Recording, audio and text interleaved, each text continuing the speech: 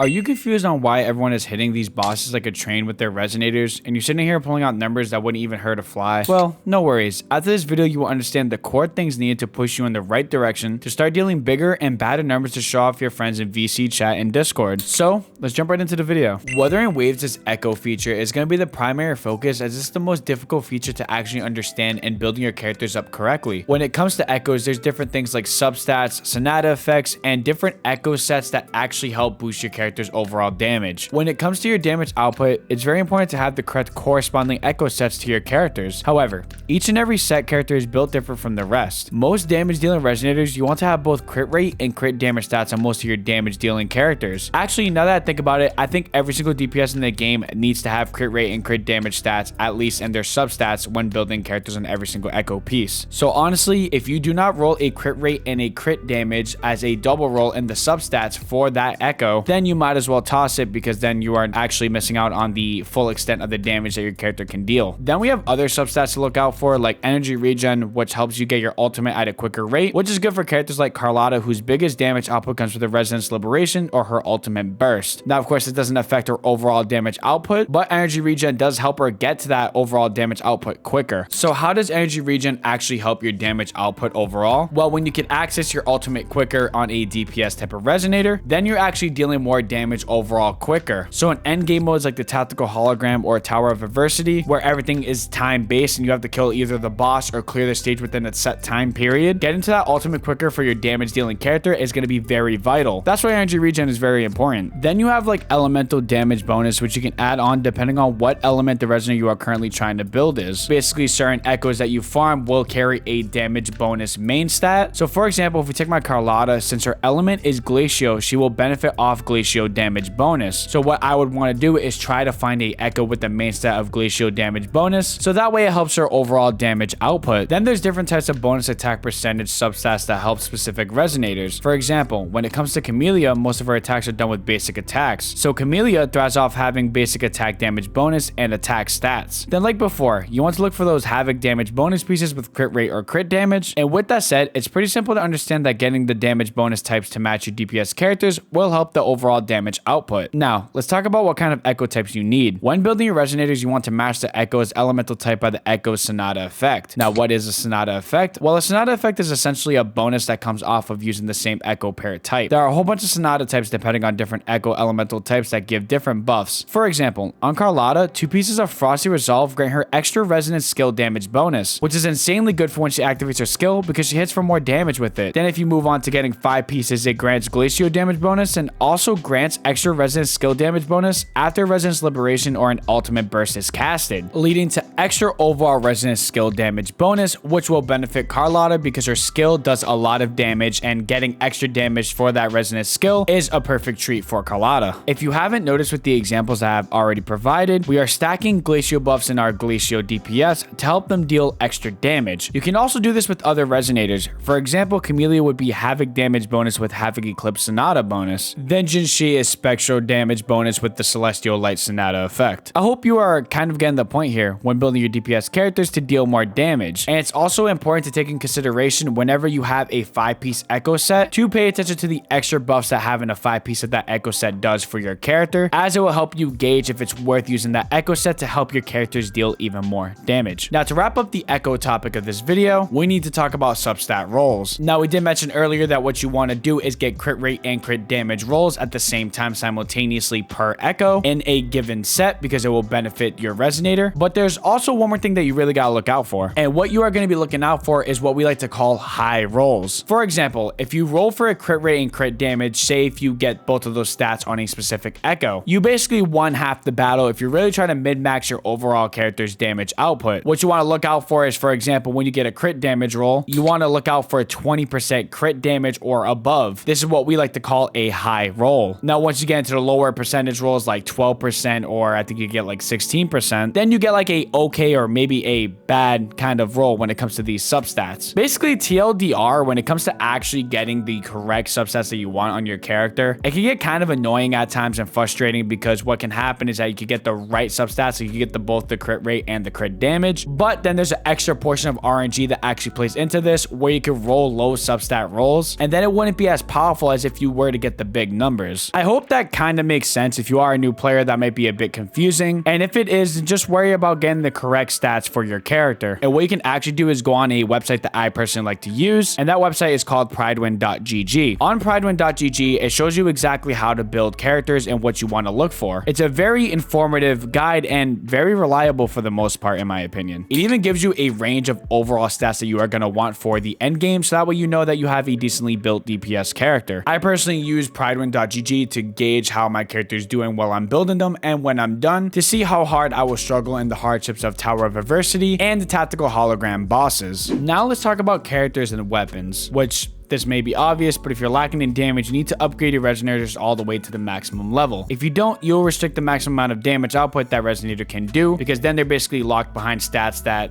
are easily obtainable through leveling them up. This also applies for the weapons as well. If you don't maximize the leveling of the weapon, you can't actually gain the maximum amount of damage from the weapon or stats that that weapon provides. The only key difference here is with the weapon, it goes more into depth, because unlike leveling up your resonator's level that has fixed stats after leveling up, weapons have different types of stat bonuses to help enhance one of your character's stats. For example, Camelia's weapon Red Spring gives her extra crit rate. Same thing with Yinlin's Rectifier String Master. That also gives crit rate as well. Paying attention to weapons that give really good stats are very important, because they can also be universally scattered across multiple resonators. That is why String Master is considered to be one of the best weapons in the game, because you can universally use it between a whole bunch of hybrid type of characters. Like for example, instead of using this on my Yinlin, I use my String Master on Zhizhi, because Zhizhi actually benefits from that crit rate that the String Master provides. Just something for you guys to keep in mind when summoning for weapons for that extra damage or the extra substats or stats that that weapon actually provides for you and your characters. Now moving on to the Forte, or what I like to call the skill tree in Wuthering Waves. Within this Forte, there's extra inherent skills you can obtain so you can up your resonator's damage. Also on other parts of the Forte, they increase base stats for your characters to dish out even more damage. Also, with the inherent skills, without them, you are missing a very core part of your resonator's kit, so focusing on your skills is going to be very important to dish out that extra damage you're going to need. What I like to do and recommend is always focusing on prioritizing the skills to help your characters dish out that damage. For example, when it comes to Camellia, I'm going to want to focus on her Forte, Resonance skill, and Liberation, as well as her normal attack, as her intro skill isn't as important when she is the main on-fielder and does not affect her damage reach. And as you know, in Wuthering Waves, materials can be scarce and run out easily when upgrading DPS characters or any type of resonators at that fact. So when upgrading your skill tree, I would recommend going for the inherent skills first, then work your way upgrading the main skills and prioritizing stat padding. For instance, if my Camellia needs more crit rate and is lacking in that department, I'm gonna help focus those upgrade tiles over the other ones to help her crit rate get even better. Now next up is the Resonance chain, which shows sequences of character duplicates that you can obtain either from the shop once you already own the character or from gacha luck. Every single resonator gets more stronger when you have more copies of that specific resonator. Specific sequence or duplicate copies will improve your character's damage somewhere in the kit, depending on which characters you are getting copies of. It can even improve the output of your character's skill damage or even your Resonance Liberation damage. This also applies to the weapon duplicates as well. Getting extra copies of weapons can overall improve a weapon's damage output. When putting down a character who benefits from that said weapon, you could deal even more damage. Now moving into team synergies, it's important to take into account that there is a total of 3 resonators in a singular team. Sure, you can dish out crazy damage with your damage dealing resonator the most, but however, if you want to absolutely top everything off and be at the peak amount of damage, you're going to want to learn rotations. Now what exactly are rotations? Well, rotations are a set order of attacks between the 3 characters in your team to dish out the most amount of damage possible, which I won't be going into the nitty gritty of every single rotation that's out there and how to maximize the damage out of these rotations. However, there is a bunch of content creators out there in YouTube videos and guides on set rotations with specific characters that can help you out and deal in the most damage possible out of your favorite characters and your teams. But basically the main end game goal is to understand every single character in your team and how they work, and plus their rotations, so that way you can help your main damage dealer or on-fielder dish out the most amount of damage possible. Once you do that, you'll start seeing really big numbers once all those characters in said team is properly built. You'll hear that Shorekeeper is the best support character in the game because she applies crit damage or crit rate buffs to your team, which is added stats to your main character you are trying to get more damage out of. Also, not to mention, Shorekeeper's damage amplifications do not disappear on switch out, so it's easier to use her team-wide attack buffs. Shorekeeper is just one of the many examples of resonators you can use to help buff your main damage on-fielder. Another example of an absolute absolute unit of a character is Verena. Verena is another character or support unit that will give your team attack and damage amplification buffs. Also, she has a very short rotation, and although she's not really as strong as Shorekeeper, she still is one of the best support characters in the game. And there's a lot of other underrated resonators and teams that you can use to help your main character deal the most amount of damage possible. It's all about learning the rotations, the team synergies, and how your kit works with every single character on that said team. And if you made it to the end of this video and you learned something new and I helped increase your damage on any one of your resonators or your characters, make sure you hit that subscribe button. It does help me and support the channel, and you could also turn on the notifications so that way you never miss a video from me. Make sure you guys comment your thoughts, as I'm always open to constructive feedback and conversations with you guys. Drop a like on the video, join the community Discord linked in the comment section down below, and I hope you guys have yourself a nice rest of your day. Peace out.